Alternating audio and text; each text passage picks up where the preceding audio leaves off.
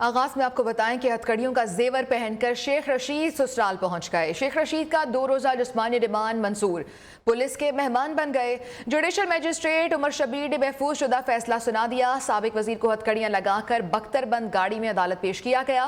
ہتھکڑی کو زیور کہنے والے شیخ رشید کو ہتھکڑیاں لگیں تو تھانے دار سے لڑ پڑے۔ شیخ رشید نے ہتھکڑی کے لیے ایک کلائی آگے کی، اس پر ایس ایچ او نے کہا کہ میں تو دونوں ہاتھوں میں ہتھکڑیاں لگاؤں گا۔ اس پر شیخ رشید نے دھمکی دی کہ میں تمہیں دیکھ لوں گا۔ شیخ رشید کا پولی کلینک میں میڈیکل ٹیسٹ ہو چکا ہے، رپورٹ پولیس کو پیش کی جائے گی۔ اسی پر تفصیلات بھی جان لیتے ہیں۔ نمائندہ نیو نیوز اسلام آباد محمد اویس ہمارے ساتھ موجود ہیں۔ اویس، کیا ڈیٹیلز ہیں؟ زرداری پر عمران خان کو قتل کرنے کی سازش سے متعلق کیس میں شیخ رشید کو جوڈیشل مجسٹریٹ عمر بشیر کی عدالت میں پیش کیا گیا۔ عوامی مسلم لیگ کے سربراہ کو جب کمرہ عدالت پیش کیا گیا تو ان کو ہتھکڑیاں لگی تھی، جس پر انہوں نے ایس ایچ او سے کہا کہ اب میری ہتھکڑیاں کیوں لگی ہیں، تاہم اس بات پر شیخ رشید کی ہتھکڑیاں جو تھیں وہ کھول دیں۔ وکیل صفائی کی جانب سے کہا گیا کہ آصف زرداری نے عمران خان کو قتل کرنے کی سازش کی بات کی۔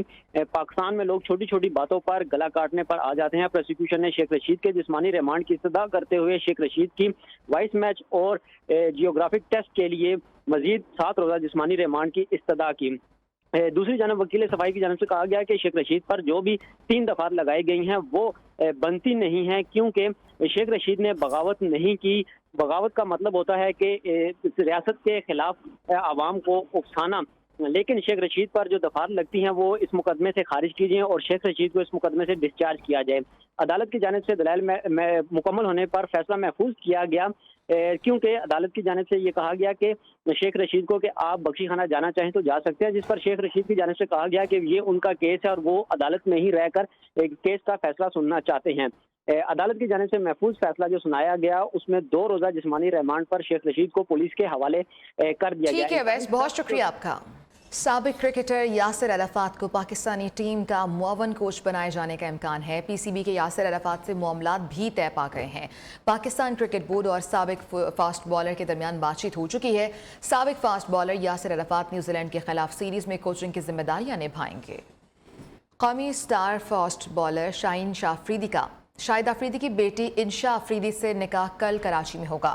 شاہین اور انشا کے نکاح کی تیاریاں شروع ہو چکی ہیں، جس کے لیے شاہین اہل خانہ کے ہمراہ کراچی بھی پہنچ گئے ہیں۔ ذرائع کا کہنا ہے کہ شاہین آفریدی اور انشا کا کل صرف نکاح ہو رہا ہے، جبکہ رخصتی بعد میں ہوگی۔ سوشل میڈیا پر شاہین کی شادی کا کارڈ بھی وائرل ہے، تاہم اس حوالے سے خاندانی ذرائع کی جانب سے کوئی تصدیق نہیں کی گئی۔ اور شعیب ملک اور ثانیہ مرزا کے درمیان طلاق کی افواہیں بھی دم توڑ گئی ہیں۔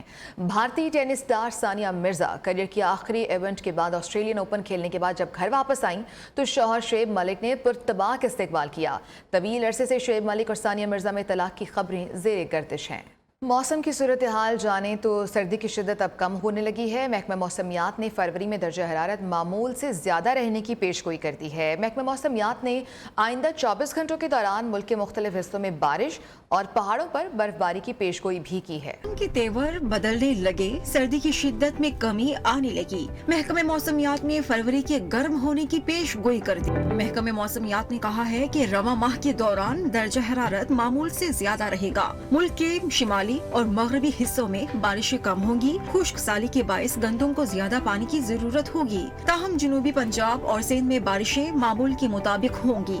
گزشتہ روز ملک کے بیشتر علاقوں میں موسم سرد اور خشک، جبکہ بالائی علاقوں اور شمالی بلوچستان میں شدید سرد رہا، جبکہ بکروٹ اور سکردو میں ہلکی بارش اور برف باری ریکارڈ کی گئی۔ محکمہ موسمیات نے آئندہ 24 گھنٹوں کے دوران ملک کے بیشتر علاقوں میں موسم سرد اور خشک، جبکہ بالائی علاقوں میں مطلع جزوی طور پر ابر آلود رہنے کی پیشگوئی کی ہے۔ ریاست جموں کشمیر اور پاکستان کے درمیان موجود رابطے کا سب سے قدیم پل کوہالہ تاریخی اعتبار سے انتہائی اہمیت کا حامل ہے۔ بانی پاکستان اور شاعر مشرق کا دورہ کشمیر ہو یا پنڈت جواہر لال نہرو کی گرفتاری، اس مقام نے کئی تواریخ رقم ہوتے دیکھی ہیں۔ فیصل علی رپورٹ کریں گے۔ منقسم ریاست جموں و کشمیر کو پاکستان کے ساتھ جوڑے رکھنے والا یہ کوہالہ پل تاریخی اعتبار سے بہت اہمیت کا حامل ہے۔ ہندوستان میں برطانوی راج ہو یا ریاست جموں کشمیر میں ڈوگرا راج، رابطوں کے لیے آمد و رفت کا سب سے بہترین اور پرانا ذریعہ یہی پل رہا ہے۔ اطراف ہے کہ حکومت آزاد کشمیر اس پل کے نام کو یہاں کی ایک روحانی شخصیت سے منسوب کرنے جا رہی ہے۔ اس بارے میں سماجی اور سیاسی حلقوں سمیت صحافتی حلقے بھی رد عمل دکھا رہے ہیں۔ मकामी कम्युनिटी इस बारे में क्या कहती है, आइए इन्हीं से जानते हैं।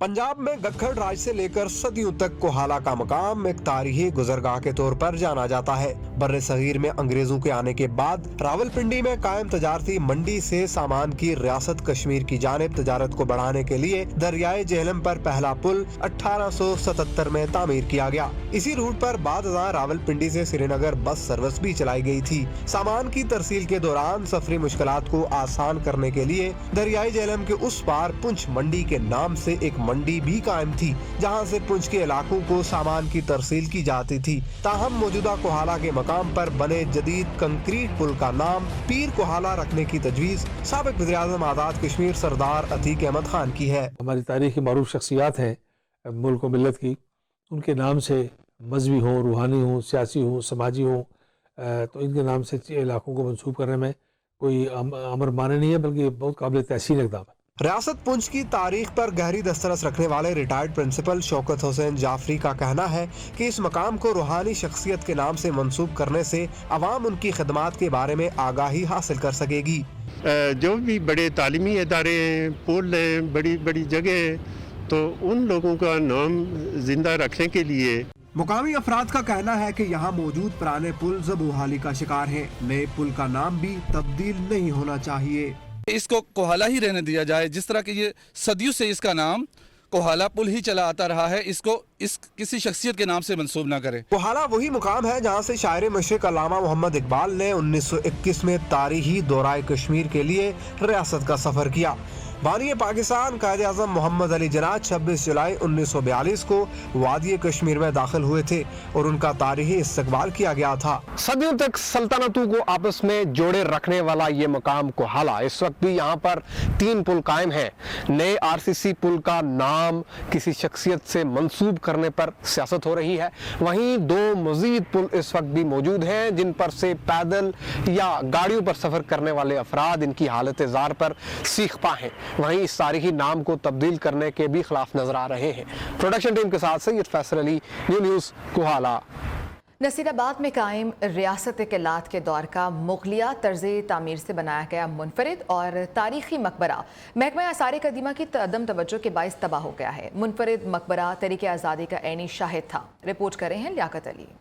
नसीराबाद के इलाके कब्बा शेर खान का 200 साल पुराना तारीखी और मुनफरिद मकबरा महकमा आसार कदीमा की अदम तवज्जो के बाइस तबाह हो गया। ये तारीखी मकबरा बलूचिस्तान का हिस्सा तो था, लेकिन तहरीक आज़ादी पाकिस्तान का भी ऐनी शाहिद था। आसार कदीमा की अदम तवज्जो की वजह से ये जो है वो निस्तो नाबूद होते जा रहे हैं, ख़त्म होते जा रहे हैं। आहिस्ता आहिस्ता ये मकबरा तो मुकम्मल तौर पर ख़त्म ही हो गया है। मकबरे की खस्ता हाली पर हुक्काम को निशानदही कराई गई, मगर कोई नोटिस न लिया गया और अब 2022 के सैलाब ने इस मकबरे को सफाए हस्ती से मिटा दिया।